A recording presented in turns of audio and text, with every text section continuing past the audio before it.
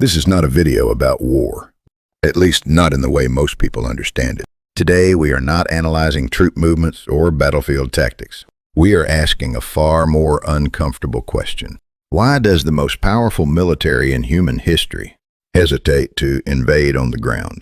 And more importantly, if ground war is avoided, how does a regime actually collapse? Because if you cannot answer that question, you may watch the news, but you will never understand where it is heading. Let me begin with a paradox. Some nations endure relentless bombing and survive. Others collapse without a single decisive strike. Why? The answer lies beyond military force. War, in its modern form, is not simply kinetic. It is psychological. It is structural. It is deeply political. And above all, it is internal before it is external. Let us establish a realistic framework. There are three broad scenarios in modern American warfare. First, the most probable: precision warfare, air power, cyber operations, and special forces. This is not about occupation. It is about decapitation, removing leadership, crippling infrastructure, neutralizing strategic assets like nuclear facilities. Second, a middle ground scenario: limited ground insertion, not invasion, but targeted deployment. Special units secure key sites, gather intelligence, and designate targets for surgical strikes. Third, and least likely, full-scale ground invasion. This requires extreme conditions: a direct attack on the homeland, mass casualties among allies, or the use of weapons of mass destruction. Without these triggers, such a decision is not militarily impossible, but politically unsustainable. This reveals a core doctrine of modern American warfare: minimize American casualties. The objective is no longer winning by destroying the enemy. It is winning without dying. Drones, missiles, stealth systems, proxy forces. The goal is not occupation, but neutralization. Now we arrive at the critical question: can a regime collapse without invasion? The answer is yes, but not quickly, not cleanly, not predictably. What we are talking about is not destruction, but erosion, a slow fracture from within. To understand this, we must identify the true center of gravity. In the case of Iran, it is not the formal government. It is the Islamic Revolutionary Guard Corps. This is not just a military institution. It is a hybrid power structure: military authority, economic control, construction, energy, trade, intelligence, and internal security. In other words, a state within the state. As long as this structure remains intact, the regime survives. So how does such a system collapse without invasion? It unfolds in 4 stages. Stage 1, blindness. You don't destroy the system. You disconnect it.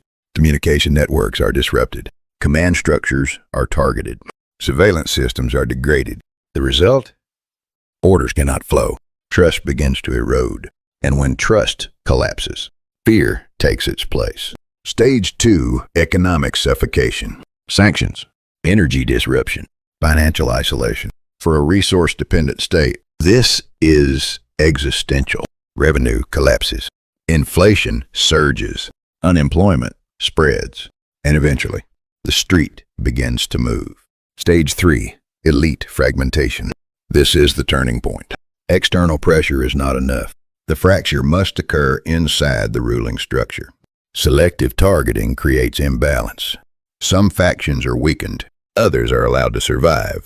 Competition intensifies, and suddenly the primary conflict is no longer external versus internal, but elite versus elite. Stage 4, mass activation. Now, and only now, does the population become decisive.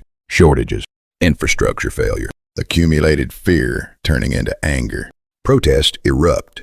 But here is the critical insight. Protests alone do not collapse regimes. They must coincide with elite division and military defection. Without these, uprisings fail, again and again throughout history. So why don't such regimes collapse easily? 3 reasons. First, fear systems, surveillance, punishment, immediate retaliation. The message is clear: resistance equals death. Second, ideological cohesion. This is not mere authoritarianism. It is identity. Religion, revolution, martyrdom. These create a bond far stronger than fear alone. Third, the external enemy effect. Paradoxically, the more intense the external threat, the stronger the internal unity, because criticism becomes betrayal. At this point, we must step beyond political science and enter philosophy. Consider the insight from the Tibetan Book of the Dead.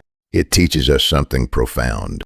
What humans fear most is not death, but the dissolution of the self. Apply this to states. A regime does not fear bombs most. It fears the collapse of its identity. And what happens when that fear intensifies? The system radicalizes. Moderates disappear. Hardliners dominate. Compromise becomes impossible. Why? Because survival demands extremity. Now we arrive at the final question. When does a state actually collapse? History gives a consistent answer. Not when it is attacked, but when it fractures. Collapse occurs only when three forces align: economic breakdown, elite division, military loyalty failure. When these converge, the state enters a transitional condition, neither alive nor dead. In Buddhist terms, this is the bardo, a liminal state between existence and dissolution. In this state, rationality fades, emotion dominates, symbols overpower logic, and in that moment, history does not move gradually.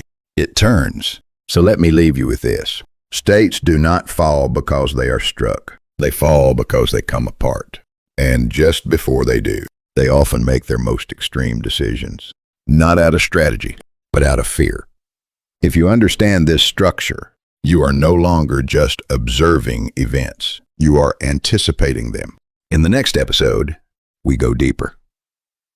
We will dissect with precision why elites fracture, why armies lose loyalty, and why revolutions so often fail, despite constant uprisings. If this series is expanding the way you see the world, consider subscribing, liking, and sharing, because understanding is not just power, it is foresight. And foresight, in times like these, is everything.